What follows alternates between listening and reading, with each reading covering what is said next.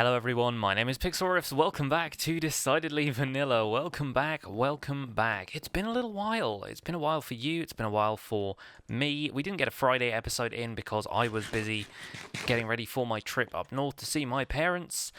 But I am back, and back at the museum, and I really didn't have a great deal of time to do anything else on the museum after the last video you guys saw from DV because I was busy getting together the episode of Ask a Minecrafter that went out on Sunday. Thank you very much if you watched that. If you haven't, go check it out. It's a pretty cool episode, actually. I was kind of apprehensive about doing it because it's basically kind of showing you guys how I make videos, and sometimes people like to keep that sort of stuff to themselves, but I think it's nice that people have the chance to learn for themselves, because I would have really appreciated a guide like that when I was starting out. So anyway, that's how things go. That's how things have gone this week, and now we're back in the museum, and I have got a lot of work to do because I really want to get moving on some more building for this, kind of off camera and on, really. I kind of want to do a little bit more of the structure of the place before I really get down to the detail. I've been building little kind of displays like this just to go in the corridors for now, just to kind of get an idea of little exhibits and things that you can have, little items placed around flower pots and mob heads and things like that, maybe. At some point, I've got a couple of armor stands in there, not for any particular reason, just because they look like little supporting things for this. But yeah, I've been coming up with a couple of little display ideas, and I kind of want to map out the structure of the rest of the museum so I know the kind of scale I'm working with, so I can figure out exactly what the floor plan is going to be, stuff like that. And I want to do that with wool, because a lot of the time on creative builds, with kind of professional build teams and stuff, you'll see them wireframe out a structure in wool before they get started, and mostly that's just for creative builds, but I kind of want to do the same thing in survival just so I can get an idea of the surface area we're working with. And my previous sheep farm had to go because it was part of the kind of surrounding area of this great hall that we have here now, and yeah, I do need to finish the rest of this as well, but I do want to get started on a full sheep farm just so I have all 16 colours of wool at my disposal, can probably gather up the rest of these sheep and use them in the farm, get breeding, get myself some colours on the go, and then we can really get to work on this place. It's also going to be nice to have them just for material purposes, for building purposes in general. So all the way out here is where I'm going to build my sheep farm, sort of well away from anything else. By the way, I totally meant to show this off when I made it in the first place. I meant to show it off in survival, showing that it works in survival and not just in creative where I built it, but villager storage mechanism, I'm going to be using that at some point when we get villagers on the go. But yeah, I just built a test version of it over there by the museum to make sure it worked on a multiplayer server, because sometimes these things don't because of lag and various other reasons. But yeah, anyway, today we're going to be building a sheep farm, probably going to do this on a time-lapse. I'm not going to put time-lapses in every video now that I have the opportunity to, by the way. I just think it's going to be an occasional thing, but when I'm doing big builds like this, it is kind of nice to do those. So I've got my little supply chest here, going to be building ourselves a multi-tier sheep farm. Let's do it.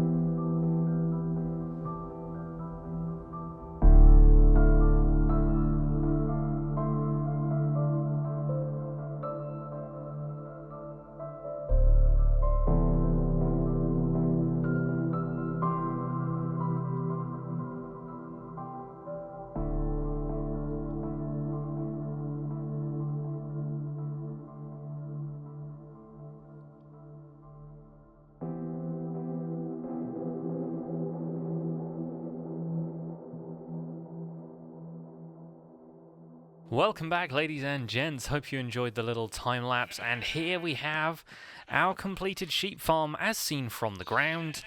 It's not quite populated yet, but I'm getting there. We have the roots of what is going to be a big old sheep farming operation, and getting them up here is probably going to be a bit of a challenge, but I'll just build a staircase up the back and probably dye them different colours depending on where they are, so we can have like a full-on colour wheel over here. But I like the way this came together. I think it looked pretty cool. I really like the way it looked from the air when I was adding in the kind of checkerboard effect. This green grass next to that grass block, I don't know, there's just something really nice about the contrast there when it's got this checkerboard pattern. Normally I'm not a checkerboard kind of guy, but apparently it turned out that way today, and I'm pretty happy that it did. Used a heck of a lot of jungle wood in here though, and I'm probably going to come through and tidy up stuff like the underside of this, maybe put in some slabs there to make it look a little bit neater, that kind of thing. But I really like the way this came together. I might actually start a kind of agricultural community thing out here just so I can prepare some stuff that I will need for the museum. I'm going to need myself a cow farm over here for leather especially, because there's going to be an absolute ton of item frames over there in the museum when we start putting items up on display, and even for the patron sign idea. Now, I've been having a couple of problems with stuff like this. This, I think, is an entity which is registering on the server side but not on the client side, and it's stopping me placing blocks there because it knows there's something there but it can't quite show me what, and for some reason it's not moving. Like, there was over here, this grey sheep, one of these grey sheep anyway, I don't know which one it is by now, there's a few of them. This one, it was stuck in here, and you might notice on the time-lapse if you're eagle-eyed, a couple of blocks here I can't place. There's like a kind of 4x4 or 2x2 rather, 4 blocks here that I can't place at the time, and I've come back in and filled them in later. And when I reloaded my client a couple of times, sort of reset and completely closed down Minecraft and came back, it was a grey sheep that had just kind of wandered in on the field. So I imagine that there is another sheep stuck in this box over here that I can't see and for whatever reason isn't moving around on the server side. So that's a little bit weird.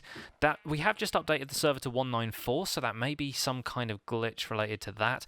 I don't know, but no worries. Anyway, it's all going according to plan. Really like the way this came together, and hopefully we should be able to put it to good use. Now, on to some other things. I will probably take a little while to block out the design of the museum itself, like the floor plan and everything. Oh gosh, have they not got rid of this chunk glitch yet? This is a really bad rendering problem that's happened in 1.9, where, yeah, you look at this chunk and it just, the entire world disappears. It's really strange. I really hope they get around to eliminating this problem, or if it is just like a weird server-side problem that they can't iron out, which it seems to be. It's really a pain. But yeah, there's a couple of other things I wanted to do over here at the museum, and I'm going to try and gather up some of the sheep that I have over here. There's kind of green and red dyed sheep from where I was doing a little bit of early stuff here. But in here, I want to have a back wall. I want to have another archway like this, probably a different color. In museums in the real world, you tend to have these kind of color-coded sections to them a lot of the time. They tend to start off what you can be like, there's a red path to follow if you want to look around a specific type of exhibit. Say, for example, red might be related to redstone and mechanisms and that kind of thing, and then in the green side, maybe that leads to stuff that's more agricultural, like mob drops and mobs themselves and that kind of thing. So it'd be kind of interesting to get you guys feedback on what you think the different sections of the museum should be. I've had a couple of really good ideas for exhibits already, but are there certain kind of elements of Minecraft that you think are categorizable, basically, is what I'm trying to say. Oh, KB's just joined us. Hey, let's give him a wave. Are there... Can Minecraft be broken down into specific categories? If you look at the stuff they've got in, like, the creative inventory, for example, there are different blocks which are kind of building blocks, decoration blocks, redstone powered stuff, then there's materials, there's foodstuffs, there's combat, there are tools, that kind of thing. Do you think it should be broken down that way, or do you think I should kind of go with a different theme? Let me know in the comments. Feedback very much appreciated on this one. I've done a little bit more work on the floor in here, by the way, kind of neatened up a couple of things. This little depression in the floor here, the kind of pattern I really liked. I tried to duplicate it on the other side, and I got it slightly offset. It was kind of one block that way and one block that way, where it shouldn't have been, so I neatened that up a little bit, and I've added in some of this dark oak, which I think looks really nice for the kind of wood paneling we've got in here. So I might add a little bit more of that around the rest of the room. Unfortunately, it's not a completely symmetrical pattern from above. Stuff like that there doesn't necessarily equate to the same thing on the other side, so we're going to have to work out what we're doing with that. And then I need to finish off the walkways, because goodness me, these walkways have been stuck like this for the last couple of weeks. I haven't bothered to move on with any of those. But again, that involves a fair amount of resource collection. KB's tree farm got raided a bunch of times just so I could make that sheep farm out there. So I will definitely have to do my bit collecting some resources. But that's probably going to be it for today. I'm going to work on getting this sheep farm together and start wireframing the structure of the rest of the museum off camera. You might see a little bit of progress on that on Friday. Every now and again, I might skip a Friday or a Monday episode, because I've been putting out 2 episodes of DV a week for a little while now, and sometimes I just need to put a little bit more time into a project over the bulk of a week. So giving you guys a progress update on Monday might not seem like there's a whole lot, and then I could save absolutely everything for Friday and you guys will see everything leap forward. That's the idea. So if I skip a Monday episode or a Friday episode here or there, do not panic, and I might find something else to replace it, like the Rocket League video that went up earlier today, or maybe some Minecraft minigames or something like that. You guys never know, but I'm going to try and get a few more collabs and stuff in, so look out for those. In the meantime, thank you very much for watching this episode of Decidedly Vanilla. Ignore the chunk errors. My name has been Pixlriffs. Leave a like on today's video if you enjoyed it. Subscribe to my channel if you want to see more, and I'll see you guys soon. Bye for now.